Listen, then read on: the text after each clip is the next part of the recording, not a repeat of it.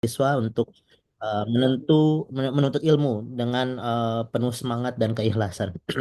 Akhir kata, saya mengajak kepada seluruh peserta untuk mengikuti kajian ini dengan hikmat dan aktif berdiskusi. Semoga Allah Subhanahu wa taala senantiasa meridhoi langkah kita dan dalam mencari ilmu dan kebaikan. Subhana rabbikal izzati amma yasifun wassalamu alal mursalin. Assalamualaikum warahmatullahi wabarakatuh. Sebelumnya saya ucapkan terima kasih kepada Bapak Panji Muslim atas sambutannya. Kemudian selanjutnya itu sambutan dari Ketua KSM Marisala itu kepada Saudara Muhammad Nur Alif Ramadan. Untuk waktu dan tempat kami persilakan.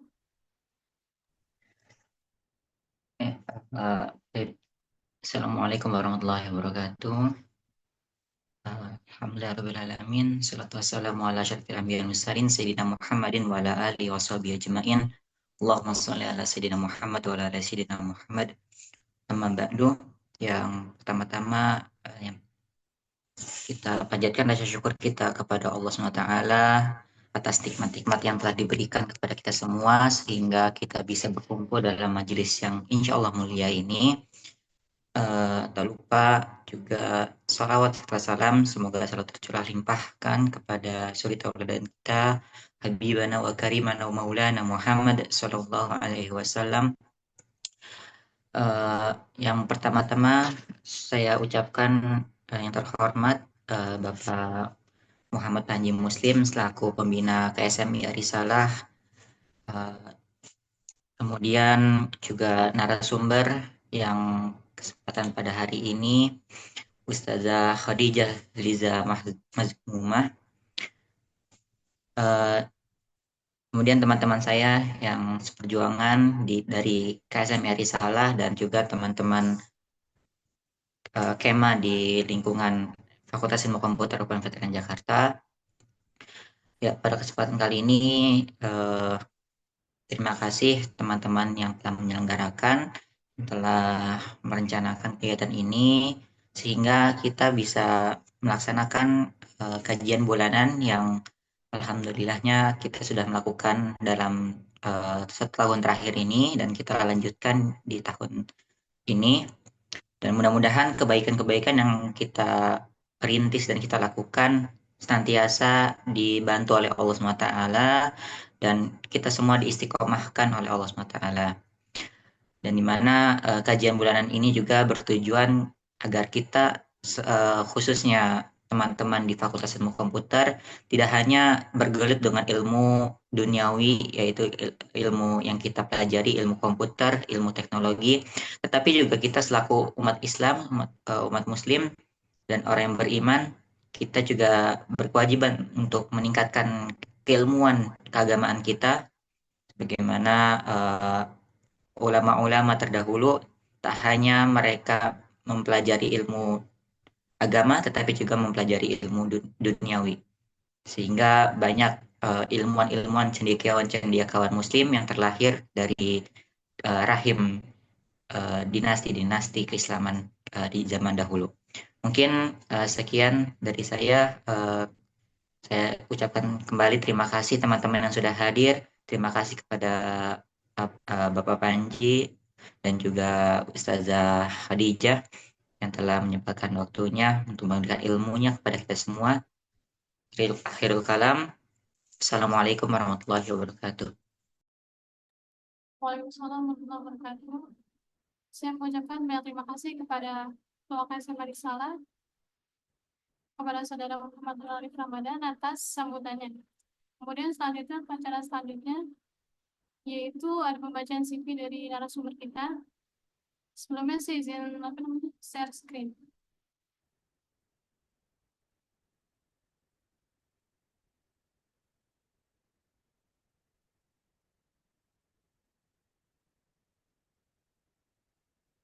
Jadi ini kurang lebih CV dari narasumber kita itu sudah diterima. Di sini profilnya beliau lahir di Jakarta 25 Februari 1998. Dan beliau tinggal di daerah Cakung, lebih tepatnya Jakarta Timur.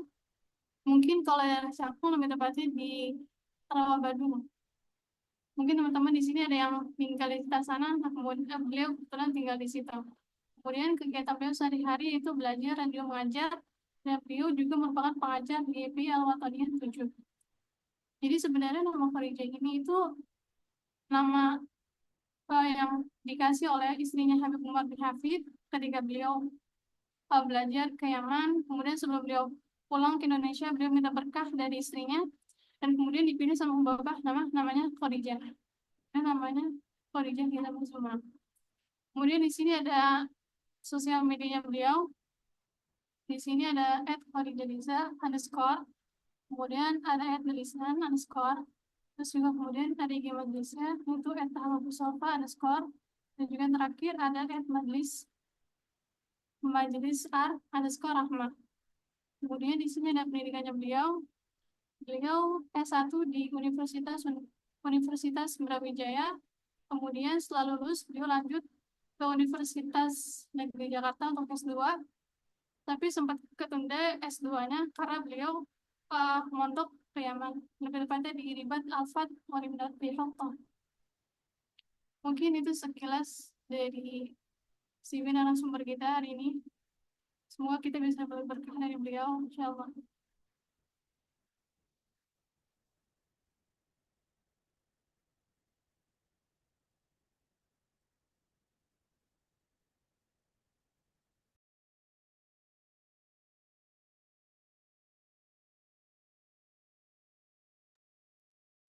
Kita sembari nunggu Ustazah masuk, mungkin kita baca niat dulu kali ya, baca niat belajar.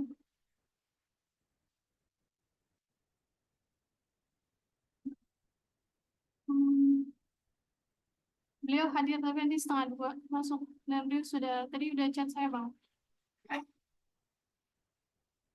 Mungkin sambil nunggu beliau kita baca baca niat belajar aja. Bismillahirrahmanirrahim. نويت التعلم والتعليم والتذكر والتأثير والنفع والانتفاع والإفادة والاستفادة والحث على تمسك بكتاب الله وسنة رسول الله صلى الله عليه وسلم والدعاء للهدى والدلالة على الحق والإلقاء بالله تعالى ومرضاته وثوابه وحسن الخاتمة مع العلم والعافية وصلاح الأسباب وحمد الله ورحمه. اللهم إنا نسألك العلم الدين والنشر صافي الدين ومثل غريب. اللهم إنا نسألك العلم الدين والنشر صافي الدين ومثل غريب. اللهم إنا نسألك العلم الدين والنشر صافي الدين ومثل غريب. اللهم إني أعوذ بك من العلم لا ينفع وقلب لا يخشى وعمل لا ينفع ودعاء لا يصلح.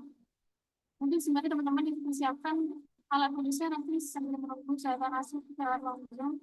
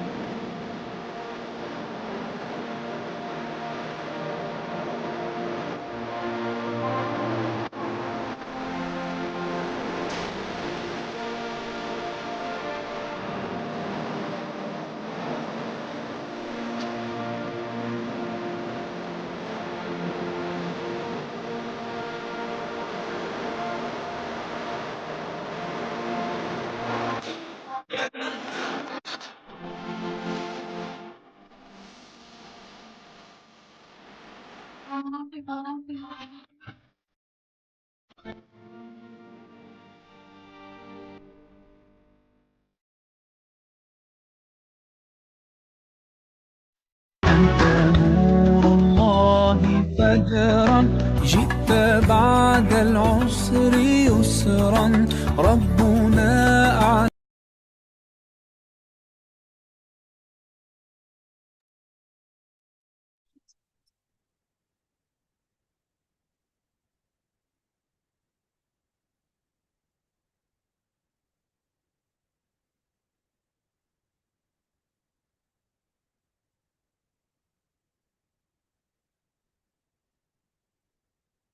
Kalau sudah datang, eh, sebelumnya kita mau sapa saja dulu. Assalamualaikum warahmatullahi. Waalaikumsalam warahmatullah. Kita kabarnya sudah. Gimana? Gimana kabarnya sudah? Alhamdulillah bekhair. Gimana Kak Lulu kabarnya? Baik.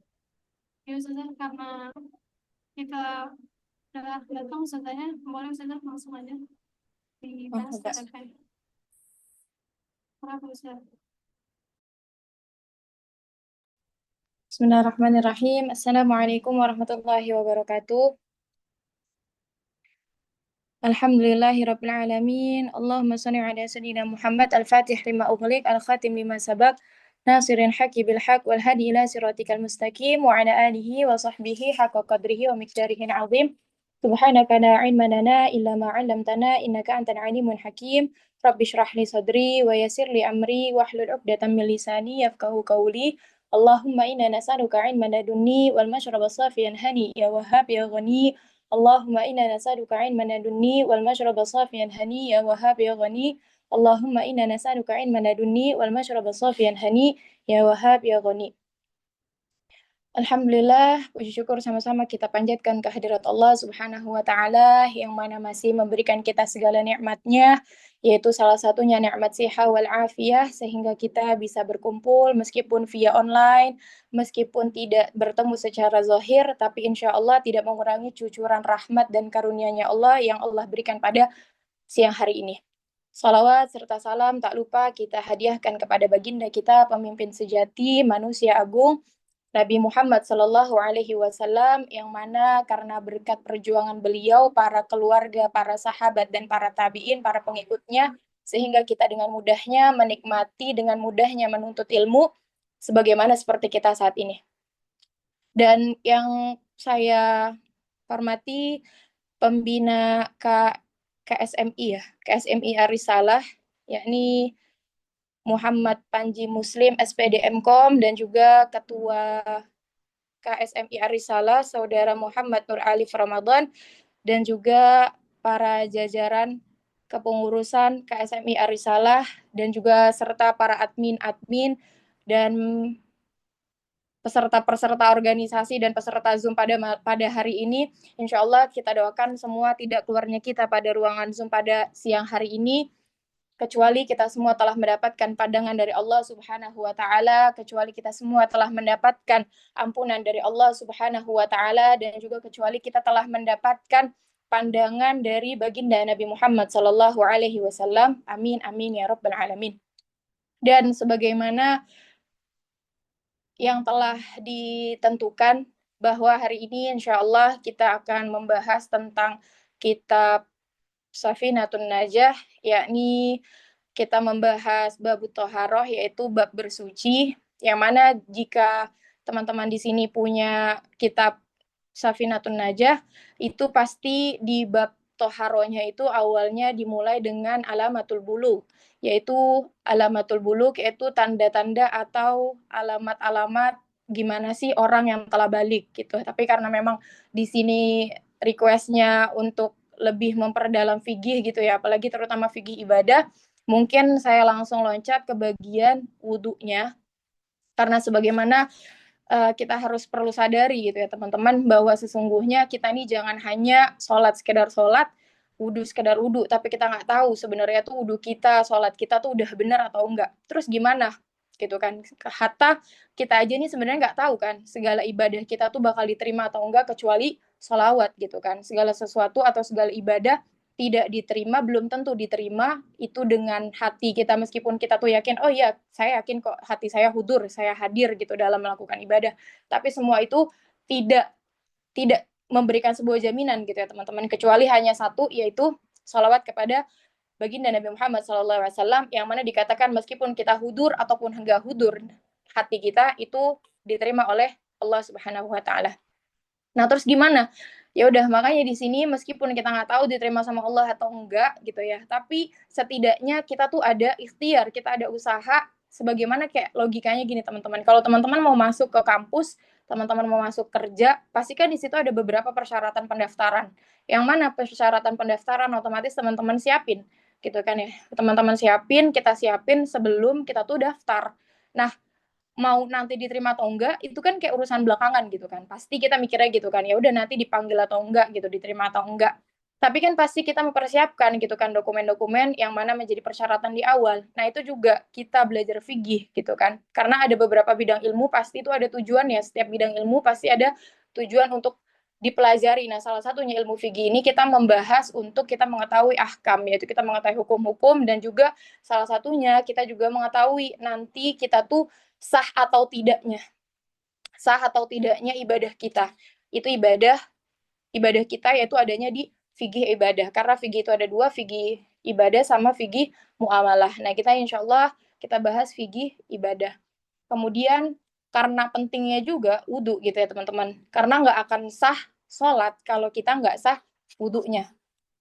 Terus juga makanya dikatakan salah satu tipsnya kalau teman-teman mau khusyuk sholat, kadang kan ada beberapa pertanyaan, gimana sih caranya kita tuh khusyuk sholat, kayak pasti tuh kita sholatnya tuh mikirin ini itu gitu kan ya. Nah itu gimana, salah satu tipsnya itu adalah dikatakan oleh ustazah saya bahwa kita harus khusyuk juga, hudur juga ketika kita berwudu. Jangan cuman kita, oh ya pengen sholat kita yang khusyuk, bener nggak mikirin apa-apa, tapi wudu kita sembarangan.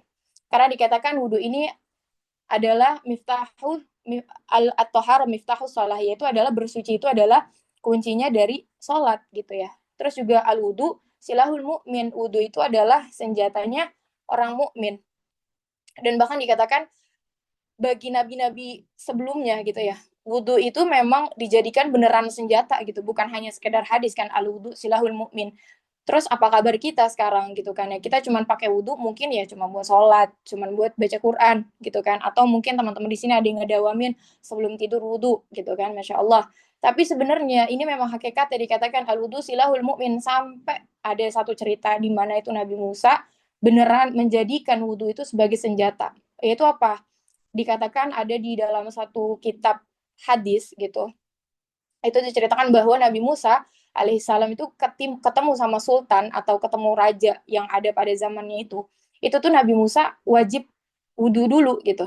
Wah, Nabi Musa tuh nggak akan bukain pintu kalau misalnya itu Nabi Musa belum wudhu. Tapi bukan sekedar Nabi Musa doang, tapi seluruh keluarganya tuh sama Nabi Musa alaihissalam itu tuh disuruh untuk berwudu terlebih dahulu. Karena kan namanya kita orang biasa, kemudian didatengin sama sultan, didatengin sama raja, ya macam kita pejabat lah. Pasti kita kan kayak deg-degan, kita takut ada apa nih gitu kan. Tiba-tiba nggak ada angin, nggak ada hujan, tiba-tiba kok petinggi itu datang ke kita. Nah itu sebagaimana Nabi Musa akhirnya menjadikan wudu itu adalah sebagai senjata. Dan makanya dikatakan juga ada beberapa hadis yang mengatakan bahwa orang yang meninggal dalam keadaan berwudu itu dianggap seperti orang yang mati syahid gitu teman-teman. Karena apa? La yati bihi taman kamilan illa ghafarallahu ta'ala ma taqaddam wa ma ta'akhir. Jadi dikatakan bahwa tidak ada atau tidak akan seseorang yang memang dia itu berwudu dengan sempurna gitu ya teman-teman. Dengan wajib dan sunnahnya. Nanti insya Allah kita di sini bakal bahas wajib dan sunnahnya. Itu kecuali kalau misalnya ada orang yang benar-benar wudunya sempurna itu. Kecuali ia telah mendapatkan ampunan dari Allah apa yang telah lewat dan apa yang akan datang. Subhanallah, karena memang saking benar-benar banyaknya keutamaan kita tuh menjaga wudhu salah satunya teman-teman. Karena kita disunahkan untuk menjaga wudhu dan yujadid atau memperbarui wudhu kita. Terus gimana lebih afdol? Sama, nggak ada yang lebih afdol. Kalau memang teman-teman di sini ngerasa udah nggak tahan untuk ngejaga wudhu, ya udah batalin aja gitu kan. Apalagi memang teman-teman kita alhamdulillah lagi-lagi alhamdulillah kita hidup di zaman yang penuh kemudahan, di mana-mana udah ada air, apalagi di sini kita di Jakarta tuh nggak ada yang kayak di Papua sumber air tuh jauh segala macam tuh nggak ada alhamdulillah. Jadi nggak ada alasan. Kalau memang sekiranya kita pengen ngebatalin,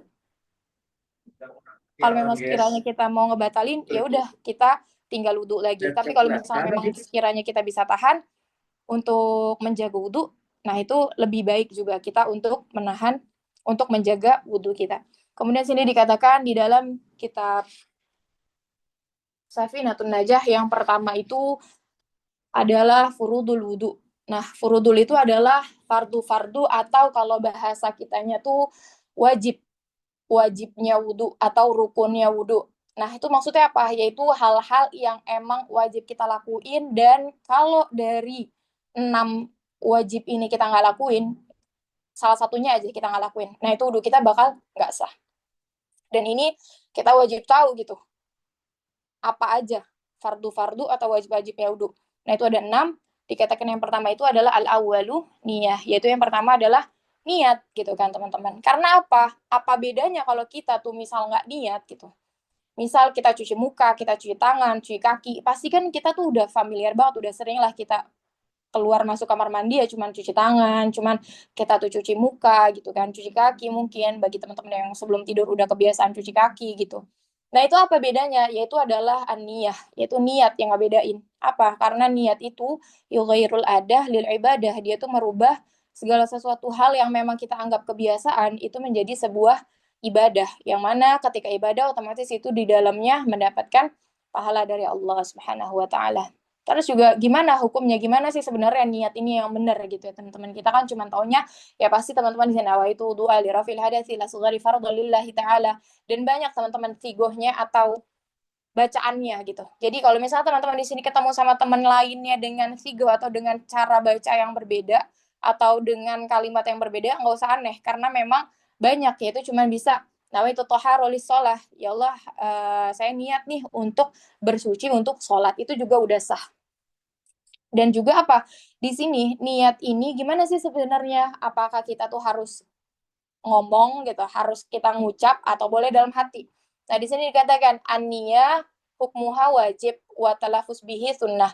Niat itu hukumnya kita wajib, tapi mengucapkannya itu adalah sunnah. Tapi kita wajib juga untuk menghadirkan hati kita.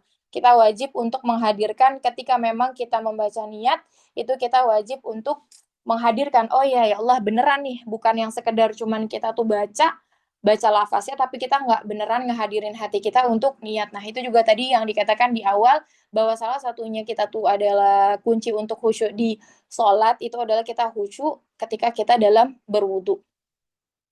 Kemudian apa? Wa talafuz bihi sunnah. Kemudian dikatakan kalau di setiap ibadah gitu ya teman-teman, itu beda waktunya. Semuanya kebanyakan di awal, kayak wudhu, pasti kan kita sebelum kita melakukan wudhu, itu kita harus niat di awal. Kecuali ada satu ibadah yaitu puasa. Dan puasa itu dia tidak dilakukan niatnya tuh ketika berbarengan gitu ya.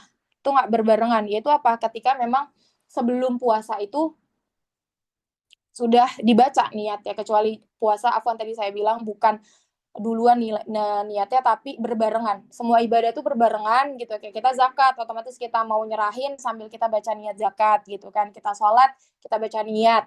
Kemudian kita mau wudhu, kita baca niat. Nah itu kecuali adalah puasa. Kalau puasa itu kita membaca niatnya sebelum kita memang mulai puasa di pagi harinya.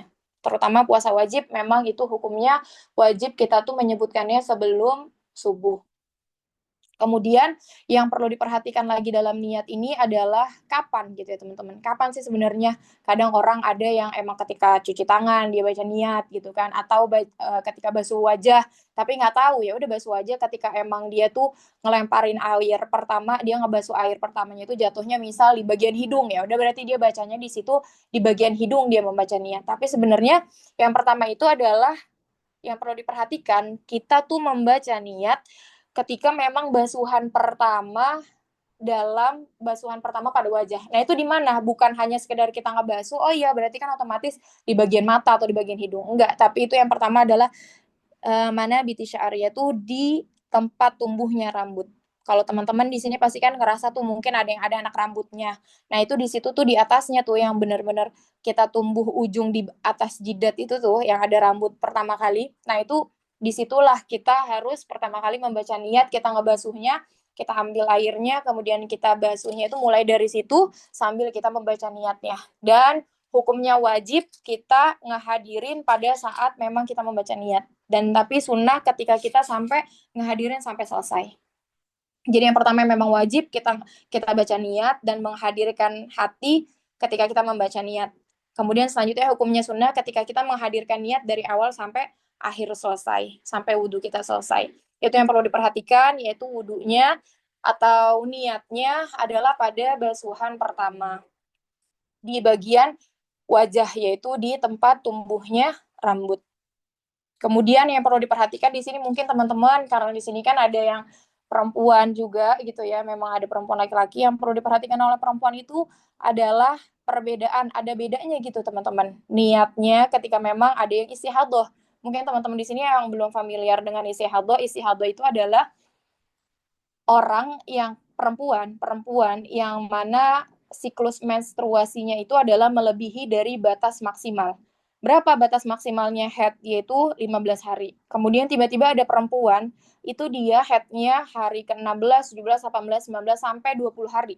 Gitu. Nah itu sebenarnya bukan head, tapi itu adalah sisanya itu adalah istihadah. Tapi hukumnya dia itu adalah udah suci, karena batas maksimal head hanya 15 hari. Kemudian sisa harinya dia hukumnya suci dan dia wajib untuk tetap sholat. Tapi gimana? Karena kan dia tetap masih keluar darah gitu ya. Tetap keluar darah, tapi bukan darah haid, bukan darah menstruasi. Nah, itu ada bacaan niatnya itu bukan kita tuh seperti biasa nawaitul du'a li rafil hadatsil akbar. Karena kalau nawaitul du'a li rafil hadatsil akbar itu adalah syarat ya kita itu bebas dari darah gitu ya. Sedangkan kita masih membawa darah gitu orang-orang yang istihadah. Terus gimana niatnya? Yaitu nawaitu istibahah fardus sholah. Jadi niat untuk dibolehkan untuk sholat gitu. Karena dalam rangka atau dalam posisinya itu sang perempuan yang tadi istihadah adalah masih membawa najis atau masih membawa darah di dalam tubuhnya seperti itu. Tapi hukumnya tetap dia sudah suci meskipun ada darahnya.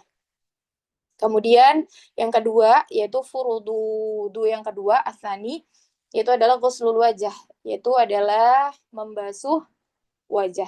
Nah, yang perlu kita perhatikan di sini teman-teman, wajah itu sebenarnya yang mana sih gitu. Kadang tuh ya udah main basuh aja, nggak tahu itu udah bener atau belum, nggak tahu itu tuh sebenarnya udah nyampe batasan wajah atau belum, atau mungkin berlebihan. Itu bukan wajah tapi ternyata dibasuh juga gitu. Nah, yang perlu diketahui, kita ketahui bersama bahwa yang sebenarnya dikatakan wajah itu dia ada panjang dengan lebarnya. Kalau panjangnya dia itu dari ujung rambut yang tadi saya bilang, itu dari ujung rambut sampai dagu. Itu panjangnya wajah. Kemudian lebarnya, urdannya itu dari satu telinga ke telinga satunya. Minal uzun ilal uzun, dari telinga ke telinga. Nah, itu yang wajib sya'ron wabah sya'ron. Dia tuh wajib pokoknya mau bulunya atau ada rambut-rambut kecilnya gitu ya teman-teman. Terus juga kulitnya semua itu wajib harus kena air. Terus gimana gitu. Nah, ini kesimpulannya bagi perempuan-perempuan gitu ya teman-teman yang memang sering make up, dandan gitu. Apalagi kan kita nih pengennya semuanya itu yang nggak perlu touch up gitu ya. Pasti kayak pengennya kita awet aja nih dandanan kita waterproof gitu. Akhirnya kita pakai beberapa produk yang waterproof gitu. Karena memang berharapnya ya udah deh nggak apa-apa, nggak usahlah banyakan touch up gitu. Tapi sebenarnya justru itu yang tidak sah. Kenapa? Karena wajib kita tuh yang menyerap gitu ya, yang keserap itu benar-benar serapnya tuh sampai ke kulit gitu. Nah, sedangkan kalau kita pakai maskara waterproof, kemudian lipstick kayak lip cream yang matte gitu kan, itu udah otomatis pasti nggak nyerap dong. Karena kan itu aja nggak hilang, dia nggak bisa hilang kan ketika kita minum gitu, itu nggak hilang otomatis. Kalau kita wudhu juga nggak nyerap gitu. Dan sama juga halnya kalau misalnya ada kita pakai bedak. Nah, itu juga bedaknya wajib dihilangkan dulu karena kalau misalnya nanti ketika kita berwudu dan kita lihat airnya itu berwarna, itu juga nggak sah. Nanti itu ada di syaratnya wudu. Mungkin setelah fardu wudu, insya Allah kita ketemu lagi nanti kita bahas tentang syarat-syarat dalam berwudu. Nah, jadi yang perlu diperhatikan untuk teman-teman semua, khususnya perempuan yang suka make up, kalau memang ternyata teman-teman di sini mager, mager bawa cleanser yang emang dia tuh bisa langsung double cleansing gitu ya. Jadi cukup tahu diri ya teman-teman. Cantik boleh tapi jangan sampai menentang syariat. Karena percuma cantik di dunia tapi nanti bakal nangis-nangis di akhirat.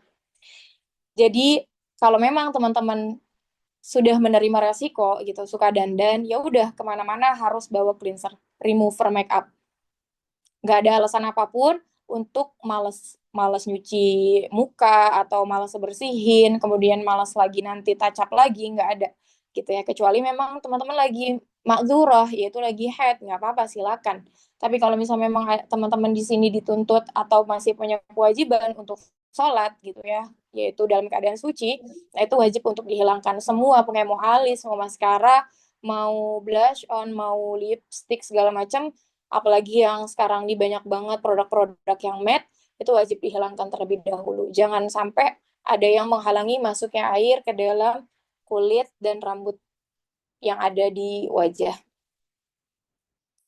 Kemudian kalau untuk laki-laki, itu yang perlu diperhatikan adalah mungkin di sini ada beberapa yang punya jenggot. Nah, jenggot ini juga masih termasuk bagian yang ada di wajah.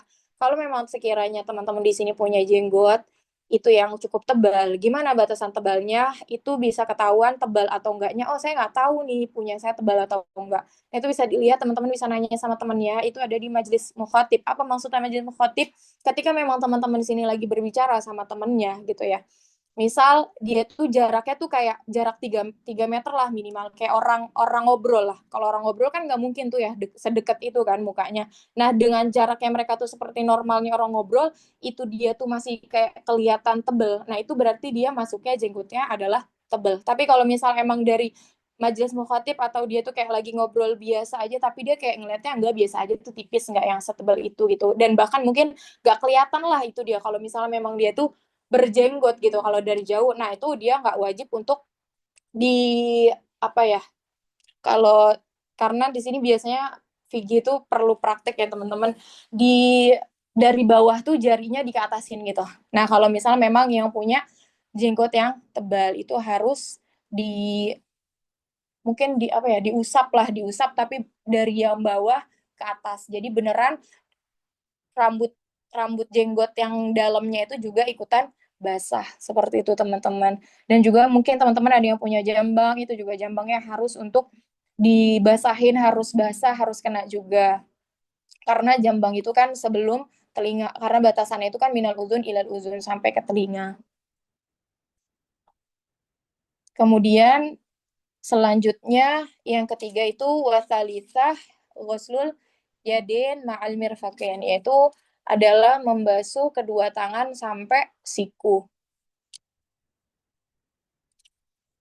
Itu disunahkan untuk membasuhnya dari jari baru ke siku. Yang sunnahnya teman-teman, mungkin kalau teman-teman di sini pengen biar dapat pahala, karena kan kita nggak tahu nih wajib kita nih udah bener atau enggak, ya udah berarti di covernya, di backupnya itu sama sunnahnya. Itu silakan teman-teman untuk melakukan sunnah-sunnah, karena untuk menambal wajib-wajib kita yang memang belum tentu sempurna. Nah, salah satunya sunnah yang ada di membasuh tangan ini adalah kita bisa dimulainya dari jari-jari sampai ke siku. Kemudian yang perlu diperhatikan juga jangan sampai di tangan kita ini ada hal-hal yang menghalangi masuknya air ke dalam tangan kita ini, meskipun di kulitnya atau di kukunya, kemudian atau di bulu-bulunya nih, jangan sampai ada yang menghalangi. Dan perempuan lagi-lagi, yaitu kutek. Terus gimana? Kadang nih kita lagi rame banget nih, kemarin tuh sempat rame kuteknya itu katanya kutek halal, kutek halal. Nah, itu kutek halal itu adalah bahan yang memang yang halal, tapi untuk dipakai tetap aja dia tuh nggak bisa nyerap air wudhu. Kenapa gitu ya? Nah, ini sebenarnya ada tips aja. Kalau misalnya teman-teman pengen tahu dia itu boleh dibawa untuk wudhu atau enggak, itu teman-teman lihat. Kalau misalnya memang ternyata dia dikerok hilang, itu dia berarti tidak menyerap air. Tapi kalau dia dikerok tidak hilang, itu berarti dia menyerap air.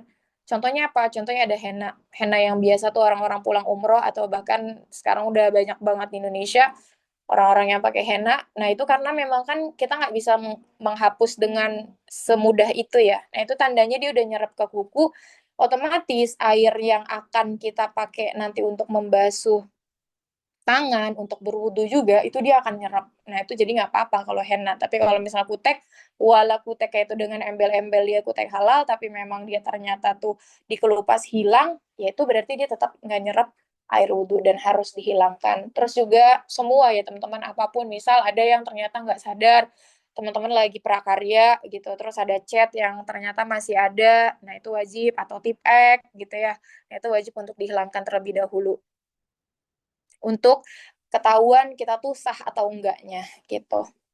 Kemudian yang perlu diperhatikan lagi di bagian tangan ini adalah karena di sini dikatakan ma'al mirfaqin, yaitu sampai ke siku. Nah, ini wajib wajib ya teman-teman. Jangan sampai kadang nih ibu-ibu itu sering banget nih, apalagi kalau lagi pergi atau misal lagi wudhunya ngantri gitu. Nah, udah akhirnya dia tuh nggak buka tangannya cuma setengah, 3/4 gitu. Akhirnya 3/4 dia wudhunya cuma sampai situ.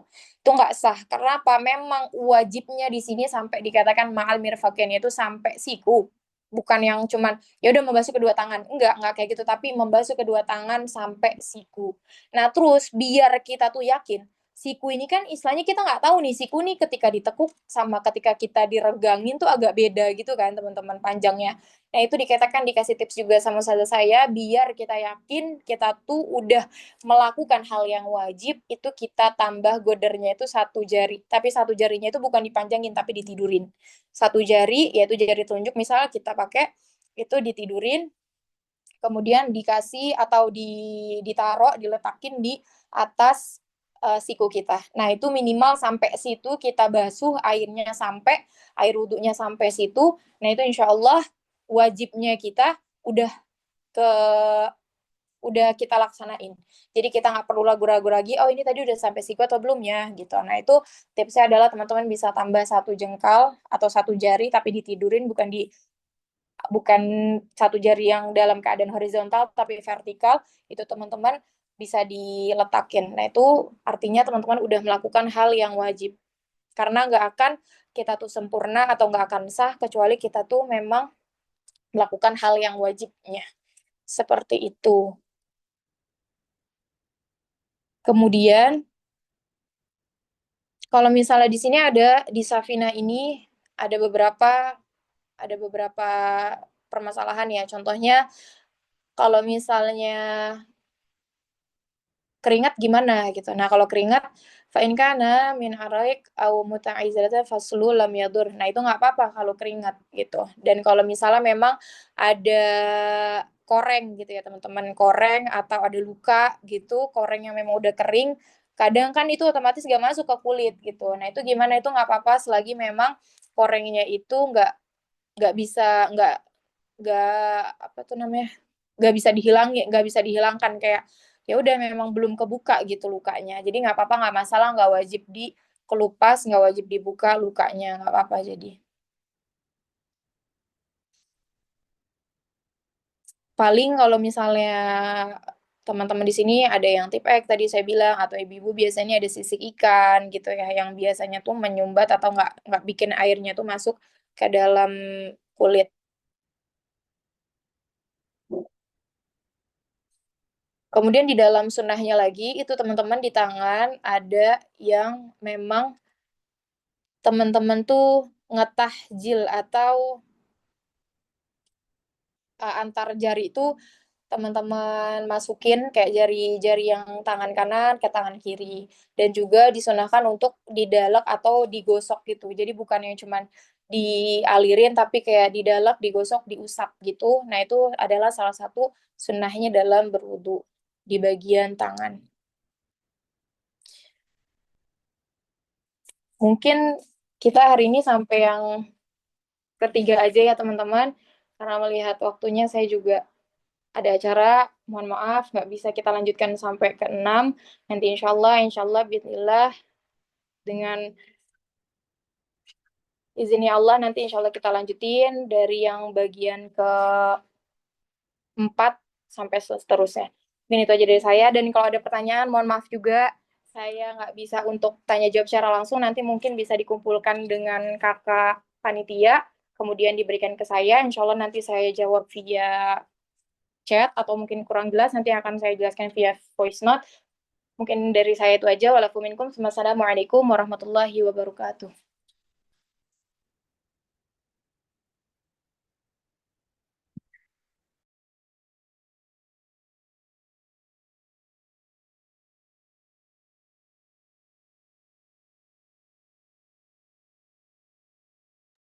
Assalamualaikum warahmatullahi wabarakatuh. Terima kasih banyak buat Ustazah udah menyampaikan sedikit daripada pembahasan dari kitab Syafiatul Raja di bab 10. Semoga kita semua bisa ngamalin dengan baik. Oke, selanjutnya yaitu karena nanti tanya jawab mungkin bisa dikumpulin, nanti bakal lewat chat atau mungkin nanti kata Ustazah lewat voice note. Kita lanjut ke selanjutnya yaitu sesi dokumentasi. Mungkin yang departemen share boleh untuk ambil gambar. Oke, Anda ambil alih aja yang untuk dokumentasinya. Baiklah. Nah, sip. Apa sih notif ganggu? Nah, ada. Baik ya.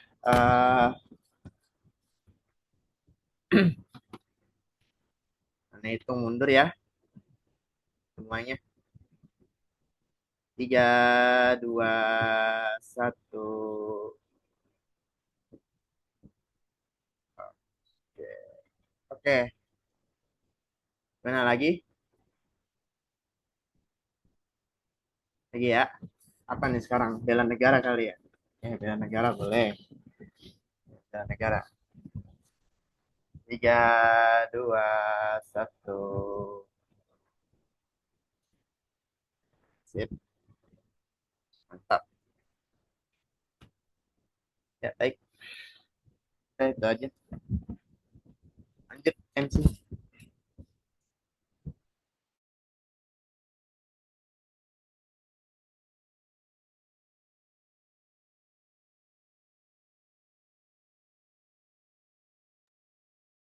Terima kasih Bang Raffi udah ngambil alih sesi dokumentasi. Selanjutnya di sesi yang terakhir itu ada doa penutup. Mari kita persilakan kepada saudari Nasya. Boleh untuk konflik.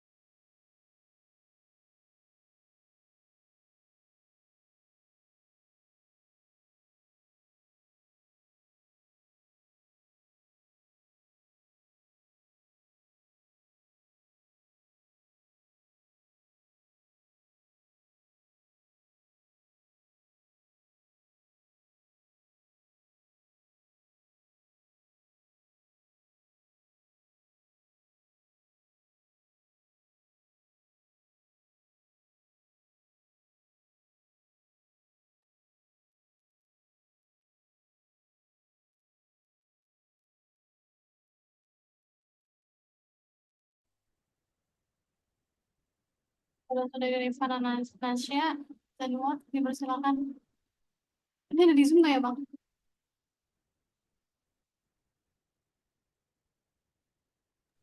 Apa? Nasyanya ada di Zoom nggak ya, Bang? Ini udah ada sih. Ya, biarannya aja deh yang baca. Boleh. Silakan, Bang. A'udzubillahi minasyaitonirrajim. Bismillahirrahmanirrahim.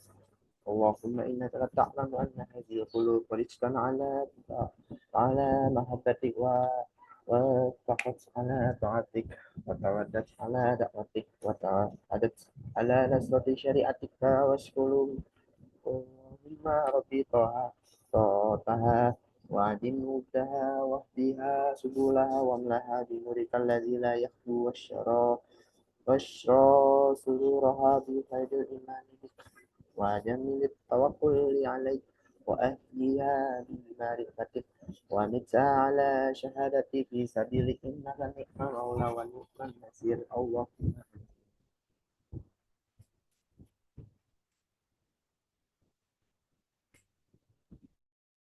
Terima kasih kepada Bang Raffi udah mimpin doa penutup pada kajian siang hari ini. Dan saya selaku MC, saya mohon maaf banget karena saya pertama kali nge-MC, jadi saya mohon maaf banget kalau misalnya banyak banget kekurangan. Saya minta maaf banget karena banyak banget kekurangannya. Dan semoga di lain waktu bisa lebih baik lagi nanti MC-nya. Dan juga semoga di lain waktu mungkin pesertanya bisa lebih banyak.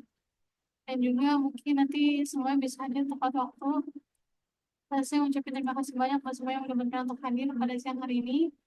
Kita kirim bagus kali ini dan pembacaan doa kepada bagus. Subhanakallahumma wa bihamdika asyhadu an la ilaha illa anta astaghfiruka wa atubu ilaik. Subhanakallahumma wa bihamdika asyhadu an la ilaha illa anta astaghfiruka wa atubu ilaik. Subhanakallahumma wa bihamdika asyhadu an la ilaha illa anta astaghfiruka wa atubu ilaik.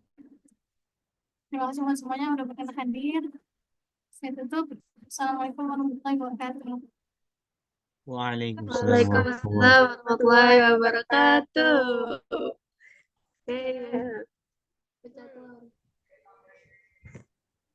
Selamat, selamat.